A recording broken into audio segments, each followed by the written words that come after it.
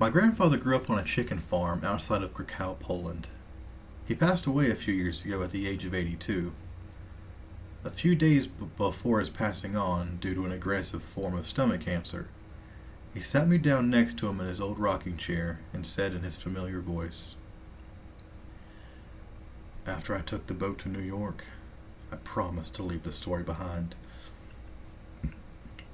He didn't look up as he spoke to me, simply staring into his cup of black coffee. "It's been 70 years, and I must tell someone before I meet God." I was born in a small, quaint, empty town, which, despite the Nazi occupation, still functioned. We lived in this two-bedroom farmhouse, my father, mother, and my brothers Michael and Igor. Sorry you never got to meet any of them. Anyway, Michael and Igor were twins. Identical twins, actually. And we had heard rumors of the Nazi fascination with identical twins. This forced us to be even more reserved, even though we already lived in a secluded part of the countryside, in the last occupied house in the town.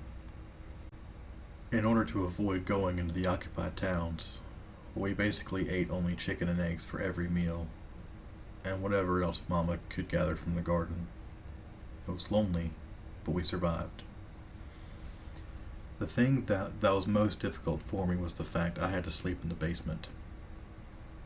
Due to Michael and Igor being toddlers, they required my father and mother's attention. The basement was cold, with only a small window, and the moonlight was the only light I got. Because of this, I always delayed going down there until I was absolutely exhausted, so I wouldn't have to lie there awake. On the nights that I couldn't manage to sleep, I would look out the window, which gave me a small view of the garden and the large abandoned water well. This was my daily activity, those lonely, war-torn nights. In general, it was boring and uneventful, but occasionally I would catch a glimpse of a family, or even just a man or two lovers, sneaking their way through our garden up to our front door. They always looked rushed and frightened, sometimes wore tattered uniforms. What would follow were horrible sounds of banging and pleading for whoever lived there to open up, followed by an argument between my father and mother over whether we should let them in. He moved in the chair to adjust himself. "You see, son, we didn't know it. Well, at least I didn't. That we lived fairly close to the Auschwitz concentration camp, and that those people were escapees." "Well, did your father let them in?" I asked impatiently. "No," he said. It would have been a death sentence for them as well as for us. The Nazis didn't like Poles, but they tolerated us, and it was easier to hide Michael or Igor than an entire family. My father did what he had to do in order to keep his family alive. As the war went on, fewer and fewer people began showing up in the middle of the night. That's about the time our chicken and vegetables began to disappear. Losing our only supply of food would not have been tolerable, and at that point, my father suspected it was the escapees, so he built a fence around our property. Despite this, the chickens continued to disappear. They weren't killed, they were simply gone, just vanished from their cages and pens. One night, I decided to stay up myself in order to see if I could find out the answer. I battled my tiredness until the wee hours of the morning, and despite the poor lighting and rain, I caught a glimpse of what seemed to be a human figure run across the garden. I ran upstairs to tell my father, and he ran outside with a knife, the best home defense weapon we could afford. But we found nothing. No one. The next day we did find something, though. Footprints, leading from the chicken cages to the water well. That they were made in the wet mud from the rain, and they were of bare feet. No shoes, no socks, just feet.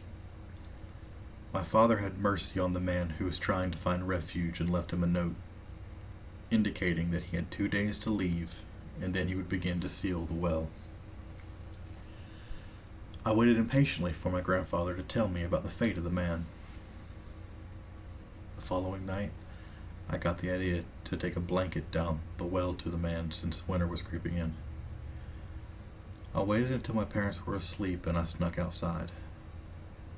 I shouted something friendly down the well, indicating to the poor man that my intentions were benign, and I began my descent, clinging hand and foot to the pegs attached to the stones. As I neared the bottom, I smelled something absolutely horrific, and I pulled my father's flashlight from my pocket to try and shine it on the man.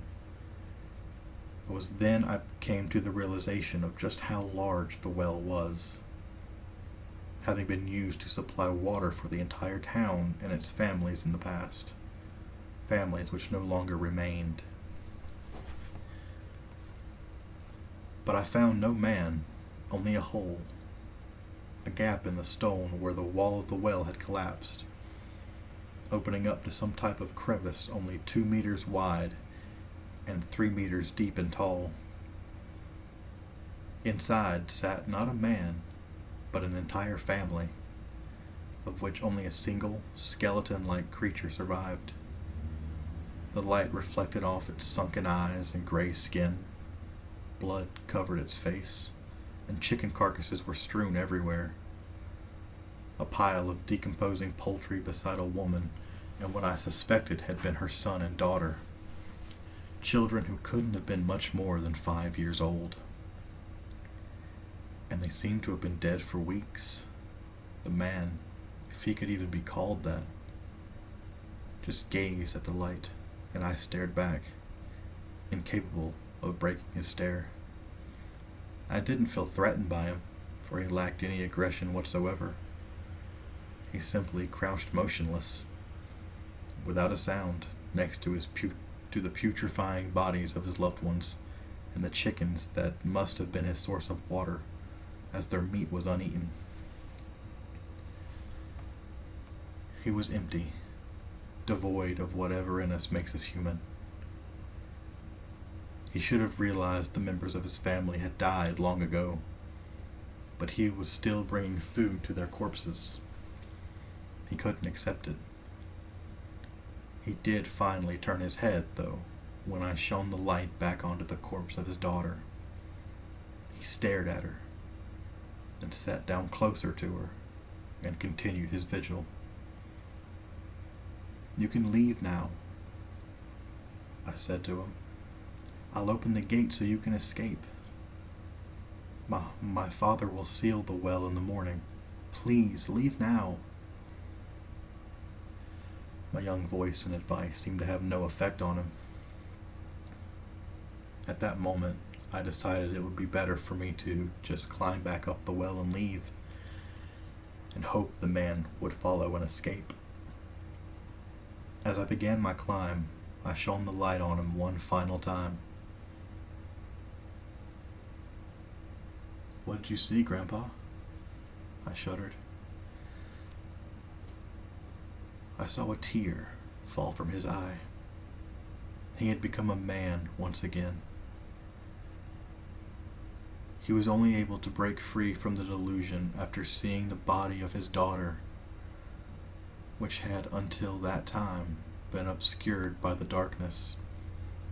He realized that he had been bringing food not to his family, but to corpses. That night it rained again, but in the morning when my father returned to seal the well, I found no footprints leading out of it.